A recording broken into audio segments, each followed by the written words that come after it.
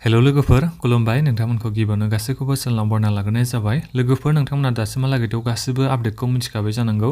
जोंहा DHS, DME आरो DHSFW नि ग्रेड 3 आरो बे ग्रेड 4 साख्रिनि थाखाय जोंहा एग्जामा माला जागोन ना? जानुवारिनि जोंहा 22 तारिखनिफ्राय एग्जामा जागोन। बिनिफ्राय नोंथांमोना एडमिट कार्डखौ माला डाउनलड खालामनो हागोन ना? नोंथांमोना गाबोननिफ्राय एडमिट कार्डखौ डाउनलड खालामनो हागोन। गाबोन माने जोंहा 16 जानुवारिनिफ्राय नोंथांमोना एडमिट कार्डखौ डाउनलड खालामनो हासिगोन। दा लोगोफोर आं बे खोथाखौथ' नोंथांमोननिसिम सिगाङावनो एसे खोन्थाहरखादोंमोन। जोंहा बे DHS, DME, DHSFW नि ग्रेड 3 आरो बे ग्रेड 4 नि साख्रिनि एग्जामा जोंहा जानुवारिनि लास्ट उइक नङाबा फेब्रुवारि मासाव जागोन होननानै आं बेखौ नोंथांमोननिसिम सिगाङावनो बुंहरखादोंमोन। आरो बेजों लोगोसे आं नोंथांमोनखौ खावलायखादोंमोन नोंथांमोना जेसां हायो दानिफ्रायनो फरायखाबाय थाबानो जाबाय होननानै एग्जामा सानसे नङा सानसे जागोन होननानै आं बेखौ नोंथांमोननिसिम बुंहरखादोंमोन। दा लोगोफोरा आरो आं बेजों लोगोसेनो नोंथांमोननिसिम दाख्लै बावै आं मोनसे पल खालामदोंमोन इउटुबाव। नोंथांमोना माने आं सोंहरदोंमोन आरो नोंथांमोननिसिम नोंथांमोननो आसामनि हिस्टरि, आसामनि जिअ'ग्राफि, जेनेरेल नलेजनि MCQ नांगौना नाङा बेखौ आं नोंथांमोननिसिम सोंहरदोंमोन। दा गोबां मानसियानो बेहाय नांगौ होनदों। दा बिनिखायनो आं दिनैनिफ्राय नोंथांमोननिसिम बर'नि MCQ हरसिगोन दे। बर'नि माने आं बेहाय इंलिसनि लिरगोन, नाथायबा आं बुजायनायनिफ्राय बेहाय गासैबो बर' रावजों बुजायहरगोन। दा बिनिखायनो नोंथांमोना गासैबो भिडिअखौ जोबजासिम नायलांदो। आं दिनै नोंथांमोननि थाखाय जोंहा आसामनि जिअ'ग्राफि, बे जिअ'ग्राफिनि सिङाव आसामनि बाउन्डारि माने बर्डार एरियानि आं माखासे गोनां माबाखौ लाबोदों दै। MCQजों लोगोसे माखासे खोथाखौ आं बुजायगोन। दा बिनिखायनो आं आसा खालामदों गासिबो नोंथांमोना भिडिअखौ नायलांगोन होननानै आं फुरा गासिखौबो बेहाय इनक्लुड खालामनो नाजादों। नोंथांमोना सोरबाफोर चेनेलाव गोदानै फैदोंबा चेनेलखौ साबस्क्राइब खालामना लादो, जाहाथे नोंथांमोना बेबादिनो दिनैनिफ्राय बर'नि MCQखौ मोनबाय थानो हायो बे चेनेलनि गेजेरजों। दा आं गिबियावनो नोंथांमोननिसिम खोन्थानो सानदों, बे जाहैबाय जोंहा बियो आसामनि मेप। दा नोंथांमोननियावथ' गासिबनावबो दा आसामनि मेपआ थानांगौ। नोंथांमोना माखासे गोनां खोथाखौ बेहाय नायनांगौ जायो। दा नोंथांमोना नायबानो जाबाय। मोनसे खोथाखौ आं गिबियावनो बुंग्रोनो सानो, जुदि नोंथांमोना मेपखौ नायोबा जेब्लाबो नोंथांमोना बे मेपनि मोखांखौ साहाथिं दोननानै नायबानो जाबाय। दा जोंहा साहाया बबेथिं दङ, दा बेहाय नोंथांमोना हमनो हागोन। नैबे गोजौ साइडथिं जोंहा साहा जाबाय, ओमफ्राय गाहायथिं ओरै फैयोबा जोंहा बे मा जाखो खोला जाबाय। ओमफ्राय बिजों ओरैजाय थांबा बिथिं मा जाखो सोनाबहा जाबाय। ओमफ्राय बिथिं थाङोबा जोंहा मा जाखो सानजाहा जाबाय, बिथिं सानजाहा जाबाय। दा बिनिफ्रायबो जोंहा माखासे कुइसन जोङो माने कुइसना बोरै जायो, जोंहा आसाम रायजोनि जोंहा सानजाथिं मा रायजो दङ, माने मा स्टेट दङ बेखौ सोङो नोंथांमोननिसिम। बेजों लोगोसे आसामनि साहाथिं मा रायजो दङ, आसामनि नैबिथिं खोलाथिं मा रायजो दं, बेफोरबायदि जोंहा कुइसन फैयो दै एग्जामाव। सिगाङाव माने माखासे कुइसन फैखांबाय। दा बिनि बागैबो आं माखासे MCQ लाबोदों, नोंथांमोननिसिम आं बेखौ खोन्थाहरगासिनो दं। गिबियावनो आं माखासे गोनां बाउन्डारिनि बागै नोंथांमोननिसिम खोन्थाहरनो सानदों। बर्डारनि बागै आं नोंथांमोननिसिम गिबियावनो खोन्थाहरनो सानदों। International border areas. दा नोंथांमोना गासिबो मिथिखायो जानांगौ गोबाङानो, जोंनि बे आसामा गासै मोनबेसे इन्टारनेसनेल बर्डार माने गुबुन कान्ट्रिजों, बेलेग कान्ट्रिजों जोङो मोनबेसे कान्ट्रिजों जोंनि आसामा बर्डार शेयार खालामो। बांलादेशजों जोंनि आसामा बर्डार शेयार खालामो। बिनिफ्राय जोङो भुटानजों शेयार खालामो दै। बेनिफ्राय आसामा बयनिख्रुइ लावसिन इन्टारनेसनेल बर्डार एरिया सोरजों जोङो शेयार खालामो, नोंथांमोना नायनो हागोन। बांलादेशजों जोङो आसामा बयनिख्रुइ बांसिन इन्टारनेसनेल बर्डारा शेयार खालामदो। बेखौ नोंथांमोना गोसोआव लाबोनो जाबाय। बेसेबां किल'मिटार बेहाय लिरनाय दंखायो 267.5 किल'मिटार, ओमफ्राय भुटानजों 265.8 किल'मिटार। अब्ला नोंथांमोना बेहाय हमनो हाबाय, जेनेबा कुइसनाव सोङोबा ओरै आरो जेनेबा जोंनि आसामा मोनबेसे हादरजों बर्डार शेयार खालामो होननानै बेबायदि कुइसन सोङोबा नोंथांमोना एन्सार मा जानांगोन, बांलादेश ओमफ्राय मोनसेया मा भुटान। बिनिफ्राय लावसिन बर्डारा बबेजों शेयार खालामो इन्टारनेसनेल बाउन्डारिया बांलादेशजों। बेखौ नोंथांमोना गोसोआव लाबानो जाबाय। जोबोद गोनां दै, बे एग्जामाव फैबाय थायो। दानिया फैदो, जोंनि बे दायोथ' जों मिथिबाय दा जों भुटान आरो बांलादेशजों जोंनि आसामा बर्डार शेयार खालामो, इन्टारनेसनेल बर्डार शेयार खालामो। नाथायबा आसामनि मोनबेसे डिस्ट्रिक्टआ बांलादेश आरो भुटानजों बर्डार शेयार खालामो? मोनबेसे डिस्ट्रिक्टआनो गासै 9टा डिस्ट्रिक्ट दङ दै, जाय बांलादेश आरो भुटानजों बर्डार शेयार खालामो। नोंथांमोना नायनो हागोन। बाक्साया जोंहा भुटानजों बर्डार शेयार खालामो दै, 82.9 किल'मिटार। चिराङा बेसेबां 70.7 किल'मिटार भुटानजों शेयार खालामो बर्डार। क'क्राझाराबो शेयार खालामो भुटानजों। बिनिफ्राय उदालगुरियाबो भुटानजों शेयार खालामो। गासै जोंहा मोनब्रै डिस्ट्रिक्टआ भुटानजों बर्डार शेयार खालामो। दानिया फैदो जोंहा बांलादेशजों मा डिस्ट्रिक्टआ जोंनियाव बर्डार शेयार खालामो। नोंथांमोना नायनो हागोन। करिमगन्ज बांलादेशजों शेयार खालामो बर्डार। कासाराबो बांलादेशजों बर्डार शेयार खालामो।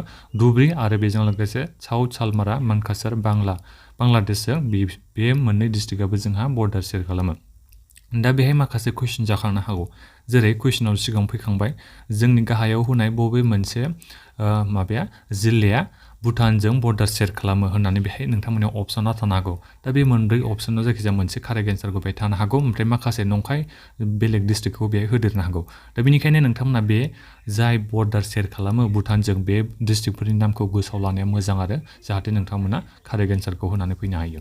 दा बेनिफ्राय बांलादेशनि बेलायावबो बेबादिनो गाहायनि बबे मोनसे जिल्लाया बांलादेशजों बर्डार शेयार खालामो होननानै बेहाय मोनसे कुइसन सोंनो हागौ। माखासे माने गोरोन्थि अपसनफोरखौ थागोन, बिनिफ्राय कारेक्ट एन्सार बेहाय नोंथांमोना नायनो नांगोन आरो माने बे डिस्ट्रिक्ट मोनब्रैखौ नोंथांमोना गोसोआव लानांगोन। करिमगन्ज, काछार, धुबरी आरो साउथ सालमारा मानकासार बेखौ नोंथांमोना गोसोआव लानांगोन जाय बांलादेशजों बर्डार शेयार खालामो, बेखौ गोसोआव लाबानो जाबाय। दा बिनिफ्राय फैदो इन्टार स्टेट बर्डार एरियास, माने जोंनि बे माबायानो आसामा आरो भारतनि मोनबेसे रायजोजों बर्डार शेयार खालामो बेखौ बेहाय माखासे लिरनाय दङ दै, आं बेखौ नोंथांमोननो दायो खोन्थाहरनो सानदों। जेरै नोंथांमोना नायनो हागोन नै आसाम आरो नागालेण्डजों जोङो बर्डार शेयार खालामो, बेसेबां किल'मिटार बेखौ बे लिरनानै होखादों, नोंथांमोना बेखौ नायबानो जाबाय। आं बिनि PDFनि लिंकखौ भिडिअनि डिसक्रिपसनाव होनानै दोनगोन दै, नोंथांमोना बेखौ डाउनलड खालामनो हागोन। आसाम अरुणाचल प्रदेशजों जोंहा बर्डार शेयार खालामो, बेसेबां किल'मिटार बर्डार शेयार खालामो बेखौ लिरनानै होखादों। आसामजों मणिपुरजों, आसाम, मिज'राम, आसाम आरो त्रिपुराजोंबो बर्डार शेयार खालामो, नाथायबा बे माखासे सोंथि जाखांनो हागौ। जेरै आसामा त्रिपुराजोंसो बर्डार शेयार खालामो, नाथायबा आसामनि बबे मोनसे जिल्लाया त्रिपुराजों बर्डार दङ बेनिबो जोंहा कुइसना बेहाय जानो हागौ। दा बेनिखायनो आं बिनिबो माखासे कुइसन लाबोदों, नोंथांमोना भिडिअखौ नायलांबायल' थाबानो जाबाय। आसामजों मेघालयजों बेसेबां किल'मिटार बर्डार शेयार खालामो? 884.9 किल'मिटार। माने अब्ला जों मिथिना मोननो हाबाय आसामा मेघालयजों बयनिख्रुइ लावसिन बर्डारखौ शेयार खालामो। सेकेन्डआ माजों? जोंहा अरुणाचल प्रदेशजों बर्डार शेयार खालामो, बेखौ गोसोआव लाबानो जाबाय। बिनिफ्राय वेस्ट बेंगलजोंबो जोंहा बर्डार शेयार खालामो दै, नाथायबा बे कुइसना जाखांगोन बे आसामनि मा डिस्ट्रिक्टआ वेस्ट बेंगलजों जों बर्डार शेयार खालामो, बेयो जोंहा माखासे कुइसन जानो हागौ। दा बेहाय नोंथांमोना मोनसे कुइसन जागोन आरो बेजों लोगोसे जोंनि माबाया जेनेबा आसामा गाहायनि बबे मोनसे रायजोजों बर्डार शेयार खालामा होननानै बे अपसनाव कुइसन थानो हागौ। बेहाय नोंथांमोननियाव अपसन थानो हागौ जेरै सिक्किम थानो हागौ, नागालेण्ड, अरुणाचल प्रदेशआनो जा, मणिपुरानो जा। अब्ला नोंथांमोना बे हमनो हाखाबाय जोंहा सिक्किमा आसामजों बर्डार शेयार खालामा, बेखौ नोंथांमोना गोसोआव लाबानो जाबाय। दा बिनिफ्राय बे मोनसेया थांबाय। दानिया आं नोंथांमोननिसिम बे दायो खोन्थाहरनो सानदों जोंहा जेनेबा गासै मोनबेसे डिस्ट्रिक्टआ, आसामनि गासै मोनबेसे डिस्ट्रिक्टआ जोंनि नाइबारिं स्टेट माने जोंनि खाथिनि भारतनि जायफोर स्टेट दं बेजों गासै खैथा डिस्ट्रिक्ट शेयार खालामोनो? 24 आसामनि डिस्ट्रिक्टआ इन्टार स्टेट बाउन्डारि दङ ना, माने जोंनि गुबुन रायजोजों बर्डार दङ, बेखौ नोंथांमोना गोसोआव लाबानो जाबाय। गासै खैथा डिस्ट्रिक्टआ? 24 डिस्ट्रिक्टआ। दा बेहाय डिस्ट्रिक्टफोरनि नामफोरखौबो लिरनानै होदों दै, बेफोरखौ नोंथांमोना एसे फरायनानै नायनो हागोन। आं बेफोरखौ नोंथांमोननिसिम एसे खोन्थालांबाय थायोबा एसे भिडिअ गोलाव जालांगोन, नोंथांमोना गावनो बेखौ फरायनानै नायबानो जाबाय। दानिया आं बेहाय माखासे कुइसनफोरखौ बेहायनो लाग्रोनो सानबाय। आं मा कुइसन लादों बेखौ नोंथांमोना नायलांबाय थाबानो जाबाय। आं बेहाय बर'नि लिराखै दे, आं माने बुंनायानो आं बर'आवनो बुंखायो नालाय, दा बेनिखायनो आं कुइसनखौ बेहाय इंलिसाव लिरदों दे। नोंथांमोननो आं बेखौ बुजायखागोन, नोंथांमोना सिन्था खालामनाङा। हाउ मेनि state dance Assam share it's inter state boundary with? दा बेहाय बुंदों आरो दा बेहाय बेखौ सोंदों आरो आसामा मोनबेसे रायजोजों बर्डार दं बेखौ बेहाय सोंदों दै, नोंथांमोना नायनो हागोन। आं दहायनो खोन्थाखाबाय जोंहा मोनबेसे रायजोजों बर्डार शेयार खालामो, गासै 7था रायजोजों बर्डार शेयार खालामो दै, बेखौ गोसोआव लाबानो जाबाय। अपसन नाम्बार सिआ जोंहा बे कारेक्ट एन्सार जागोन। दा बिनिफ्राय फैदो जोंहा 2 नाम्बार सोंथियाव मा होनदों? How many district of Assam share boundaries with international border? दा बेहाय सोंदों आरो आसामनि मोनबेसे जिल्लाया गुबुन हादोरजों बाउन्डारि दं माने बर्डार दं, इन्टारनेसनेल बर्डार दं, बेखौ बेहाय सोंदों। डिस्ट्रिक्टखौ सोंदों दै, खैथा डिस्ट्रिक्टआ? दहायसो जों एसे फरायना फैबाय, गासै जोंहा 8था डिस्ट्रिक्टआ इन्टारनेसनेल बर्डार दं। आसामनि 9था डिस्ट्रिक्टआ इन्टारनेसनेल बर्डार दं, बेखौ गोसोआव लाबानो जाबाय। दानिया फैदो जोंहा 3 नाम्बार सोंथियाव Assam share longest boundary with which state? दा बेहाय सोंदों आरो आसामा बबे मोनसे रायजोजों बयनिख्रुइ बांसिन माने गोलावसिन बाउन्डारि दं, बेखौ बेहाय सोंदों। अब्ला नोंथांमोननिसिम आं दहायनो खोन्थाहरखाबाय जोंहा एन्सारा जागोन मेघालया। अपसन नाम्बार डिआ जोंहा correct answer.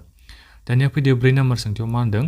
Assam share its international boundaries with? दा दहायनो आं नोंथांमोननिसिम खोन्थाहरखाबाय आसामा जोंहा मोनबेसे हादोरजों बाउन्डारि दङनो? अनलि भुटान अपसनाव दङ, only Bangladesh, Bhutan and Bangladesh, Bhutan, Myanmar and Bangladesh. दा बिनि कारेक्ट एन्सार जों दा बावैसो मा फरायना फैखो? अपसन नाम्बार सि। अपसन नाम्बार सिआ मा दं जोंहा? भुटान आरो बांलादेशजों जों आसामा इन्टारनेसनेल बर्डार शेयार खालामो। दानिया फैनो 5 नाम्बार सोंथियाव मा होनदों?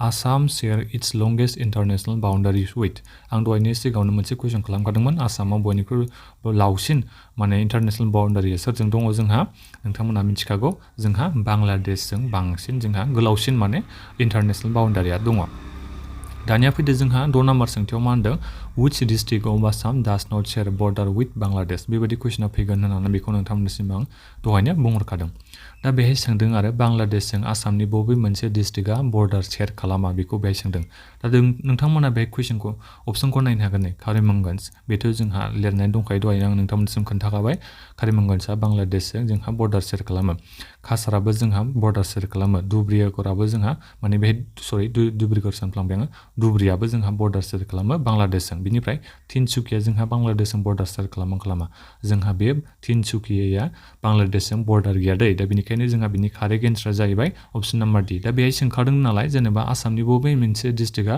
बांलादेशजों बर्डार गैया बेखौसो बेहाय सोंखादों दा बेनिखायनो कारेक्ट एन्सारा जाहैबाय जोंहा तिनसुकिया माखासे जोंहा डिस्ट्रिक्टआ बियो बांलादेशजों बर्डार शेयार खालामजोबो 7 नाम्बार सोंथियाव मा होनदों नै which following district of Assam does not share boundary with Arunachal Pradesh दा बेहाय अरुणाचल प्रदेश रायजोजों आसामनि बबे मोनसे जिल्लाया बर्डार शेयार खालामा बेखौ बेहाय सोंदों दै जाय शेयार खालामो बेखौ सोङाखै जाय बर्डार शेयार खालामा बेखौसो सोंदों उदालगुरि बेथ' जोंहा अरुणाचल प्रदेशजों बाउन्डारि दंखायो डिब्रुगड़ बेबो जोंहा अरुणाचल प्रदेशजों बर्डार दङ धेमाजि बेबो जोंहा अरुणाचल प्रदेशजों बर्डार दङ बिनिफ्राय जोंहा कारिमगंज बेसो जोंहा अरुणाचल प्रदेशजों बर्डार गैया दै माने बाउन्डारि गैया बेखौ गोसोआव लाबानो जाबाय अप्शन नाम्बार डि आ कारेक्ट एन्सार दानिया फैदो 8 नाम्बार सोंथियाव मा होनदों नै how many district of Assam share border with Assam दा बेहाय सोंदों आरो सरि मिज'राम आसामनि मोनबेसे डिस्ट्रिक्टआ मिज'रामजों बर्डार दं बेखौ बेहाय सोंदों दा आसामनि मोनबेसे माबाया दङनो बेहाय नोंथांमोना नायनो हागोन गासै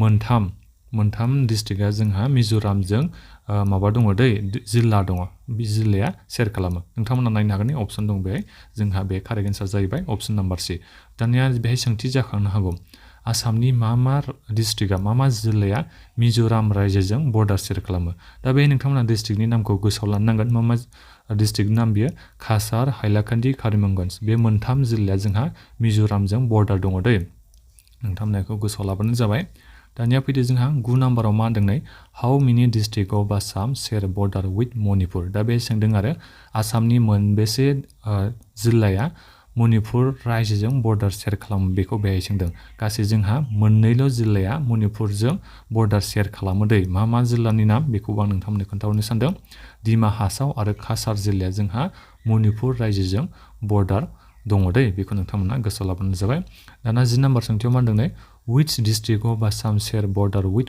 West Bengal दा बे सोंदों आरो आसामनि बबे माने मोनबेसे जिल्लाया वेस्ट बेंगल रायजोजों बर्डार शेयार खालामो धुबरी दं गवालपारा दं बेहाय मरिगाव दं कासार दङ सरि गाहायनि बबे मोनसे माबाखौसो सोंदों बेहाय गाहायनि बबे मोनसे जिल्लाया वेस्ट बेंगलजों जोंहा माबा दं आरो बर्डार दं बेखौ सोंदों जोंहा वेस्ट बेंगलजों आसामनि मोननै जिल्लायाल' बर्डार शेयार खालामो दै मोनसेया जाहैबाय जोंहा धुबरी आरो मोनसेया जाहैबाय जोंनि क'क्राझार बेखौ नोंथांमोना गोसोआव लाबानो जाबाय अब्ला बे अपसनावथ' जोंहा क'क्राझार होनाय गैया अब्ला बिनि जोंहा कारेक्ट एन्सारा मा जागोन धुबरी नोंथांमोना बेखौ गोसोआव लाबानो जाबाय धुबरीया जोंहा वेस्ट बेंगलजों बर्डार शेयार खालामो आसामनि डिस्ट्रिक्ट डिब्रुगड़ ओमफ्राय आसामनि डिस्ट्रिक्ट जोंहा बे क'क्राझाराबो वेस्ट बेंगलजों बर्डार शेयार खालामो दा बेखौ नोंथांमोना गोसोआव लाबानो जाबाय दायो आं नोंथांमोननिसिम खोन्थाहरनो सानदों जोंहा आसामनि साहाथिं मा रायजो दङ आसामनि खोलाथिं मा रायजो दङ आसामनि सानजाथिं मा रायजो दङ आसामनि सोनाबथिं मा रायजो दङ आं बेखौ नोंथांमोननिसिम दायो खोन्थाहरनो सानदों नोंथांमोना नायलांबायल' थाबानो जाबाय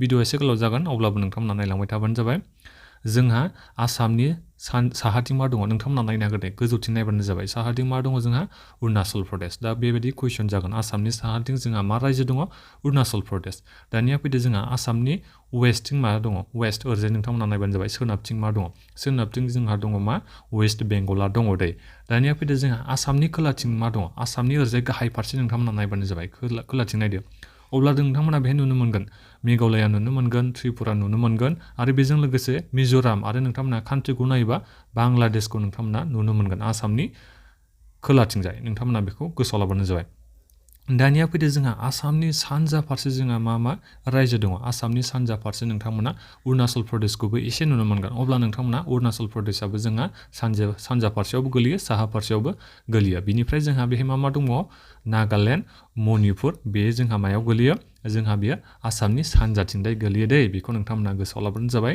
नाथायबा जोंहा मिजोराम आरो त्रिपुरा बेयो जोंहा आसामनि खोलाथिंजाय गोलैयो आसामनि साउथ साइडआव दङ ओमफ्राय आसामनि जोंहा ईस्ट साइडआव मा दङ माने सानजा फारसे जोंहा मा दङ नागालेण्ड अरुणाचल प्रदेश मणिपुर दा बेखिनियानोमोन आसा खालामदों नोंथांमोना मोजां मोनदों होननानै माबाफोर सोंनांगौ दङबा नोंथांमोना भिडिअ कमेन्ट बक्सआव कमेन्ट खालामनो हागोन आरो बे भिडिअखौ नोंथांमोना रिभिजन खालामबाय थाबानो जाबाय भिडिअनि डिसक्रिपसनाव नोंथांमोना बे माबानि पिडिएफनि लिंकखौ मोननो हागोन नोंथांमोना भिडिअनि डिसक्रिपसनाव थांनानै बे पिडिएफखौ डाउनलड खालामनानै लाहैनो हागोन बे भिडिअखौ लोगोफोरनो शेयार खालाम आरो चेनेलाव गोदानै फैदोंबा चेनेलखौ साबस्क्राइब खालामना ला जाहाथे नोंथांमोना बेबादिनो नोंथांमोना बर'नि माखासे गोनां MCQ खौ एग्जामनि सिगां मोनबाय थानो हायो गोजोन्थों